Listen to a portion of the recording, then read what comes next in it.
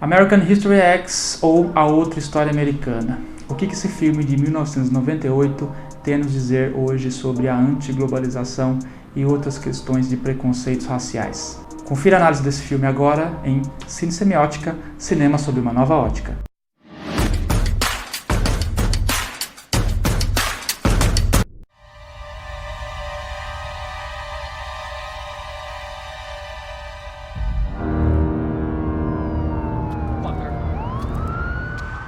Edward Norton faz o papel de Derek Vineyard e Edward Furlong faz o papel de Danny Vineyard. Ele é o irmão mais novo de Derek e ele passa por problemas sociais que envolvem ali seu bairro, a sua escola e seus antigos colegas. Como o filme conta com 3 percursos narrativos diferentes, que vão formar aí 3 atos, esse filme ele vai fazer uma relação com o passado e com o presente. O passado diz respeito à história de Derek, a maneira como ele caiu na lábia de um guru que falava sobre questões supremacistas e cometeu um crime muito sério.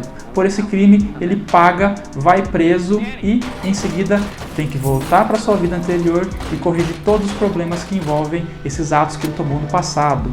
Como ele foi um skinhead e um neonazista famoso ali no seu bairro, ele influencia seu irmão. Quando ele volta da cadeia, percebe que seu irmão também segue o mesmo destino que o dele. Interessante na questão expressiva desse filme é a maneira pela qual o preto e branco traz questões do passado e o presente é revelado por meio das cores. Temos aí o preto e branco mostrando o passado de Derek, tanto o passado dele antes de estar preso, como o passado depois de estar na prisão.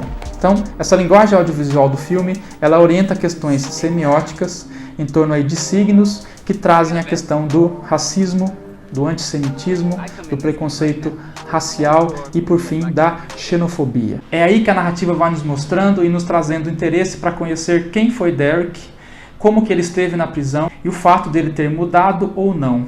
E se ele mudou, isso importa muito para a narrativa, sobretudo as questões do irmão. A mãe perde o marido, por conta disso fica ali sem rumo para criar esses filhos. E quando ela percebe, seus filhos já estão envolvidos com questões supremacistas. Vemos que no caso de Danny, por influência de Derek, ele comete ali alguns delitos, algumas questões ali de influência pelo irmão mais velho. Será que a questão desse comportamento também não é culpa desse sujeito que não é só determinado, mas determina as suas ações? É assim que tratamos esse filme enquanto o vemos, sempre pensando nessas ponderações e na importância de que o filme não coloca nenhum lado como vilão extremo, ou seja, o maniqueísmo de que somente o supremacista aqui está errado não é tão claro assim. Embora sabemos que obviamente isso está errado, há a questão também de que os embates sociais, a questão do espaço que cada grupo busca, gera esses conflitos. Então,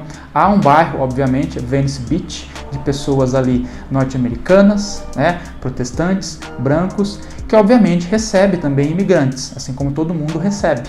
Esses imigrantes, eles vão tomando seu espaço e isso também gera brigas. Tá? Então o filme vai pedindo para a gente refletir sobre essas questões e nos prende também com a narrativa de Derek em torno do seu passado e de como ele vai lidar com o seu irmão que está ali imitando seu estilo de vida. E uma coisa importante no filme, que torna importante para o desfecho e para a explicação global desse universo fílmico, é a imagem do pai. Dennis era um bombeiro e ele é morto por um negro ali no bairro quando ele estava a serviço. Então, por ele ser morto enquanto estava a serviço, Derek, que era o irmão mais velho, ele se revolta contra o sistema e passa a ser aí discípulo do guru Cameron, que o recruta para fazer suas coisas sujas. Então, a questão começa muito antes, a questão começa lá com a morte do pai do Derek, mas há uma questão importante a se pensar sobre como o pai do Derek pôde ter ou não influenciado a pensar dessa maneira antirracial, antissemita e outras questões aí preconceituosas em torno da sua vida social. Avery Brooks faz o personagem Bob Sweeney. Ele também irá fazer parte da vida dos dois irmãos porque ele vem para ajudá-los nessa questão social, na medida em que ele impõe aos irmãos pensarem mais sobre a questão do racismo, dos preconceitos sociais diversos e a maneira como eles foram influenciados por outras pessoas. É aí que entra o papel lá do falso guru Cameron, que vai ser o influenciador da vida de vários garotos que fazem parte dessa comunidade e que irá passar essas mensagens supremacistas. Questões como preconceito com latinos, com asiáticos, a idolatria ao Terceiro Reich e a maneira pela qual ele vai trazer algumas ideias do Hitler para passar para esses jovens, sendo que ele se esconde ali por trás do seu gabinete e das suas influências ideológicas. Sabe aquelas frases do dia a dia que ouvimos na nossa família e que não achamos que influenciam o nosso pensamento?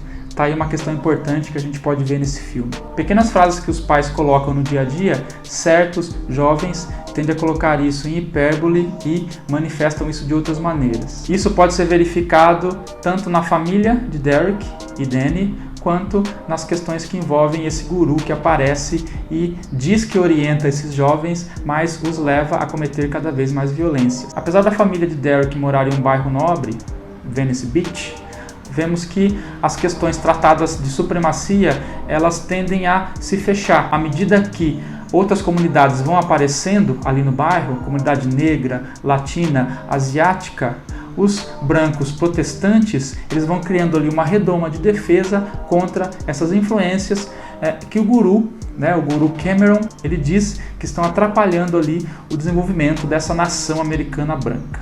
Então o filme coloca em xeque várias questões importantes. As várias camadas narrativas nos revelam esse embate entre questões raciais, supremacistas, de skinheads, que nos anos 90 vieram à tona aí em várias reportagens de violência, e nos faz pensar sobre nosso comportamento social, sobre nossa responsabilidade e a forma como podemos tratar o próximo. E esse filme faz nos refletir também sobre a influência de comportamentos familiares nos círculos sociais. Como determinados comportamentos originados aí no núcleo social da sua família, seja no almoço, naquela conversa informal, podem influenciar pela via da hipérbole jovens a cometerem certos comportamentos amplificados. Isso é importante porque em que medida isso é um determinismo social das famílias, né? Ou seja, esse comportamento em torno de intolerâncias de todos os tipos, ou em que medida isso é inato, ou seja, cada pessoa se comporta de determinada maneira quando recebe essas influências sociais. O filme conta com uma nota altíssima do IMDb, nota 8,5, e está entre as 40 produções mais bem avaliadas do IMDb.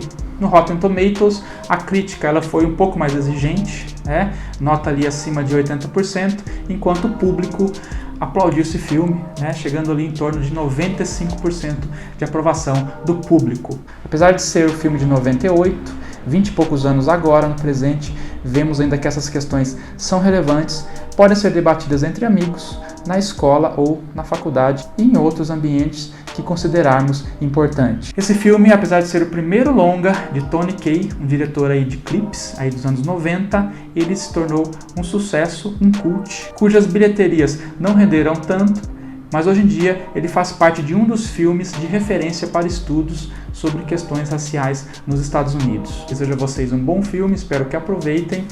Spoilers e outros comentários podem deixar aqui abaixo. Nas críticas eu não dou mais spoilers. Questões aí de spoilers vocês podem colocar aqui nos comentários. Voltem sempre no canal, tenham uma boa semana e um bom filme.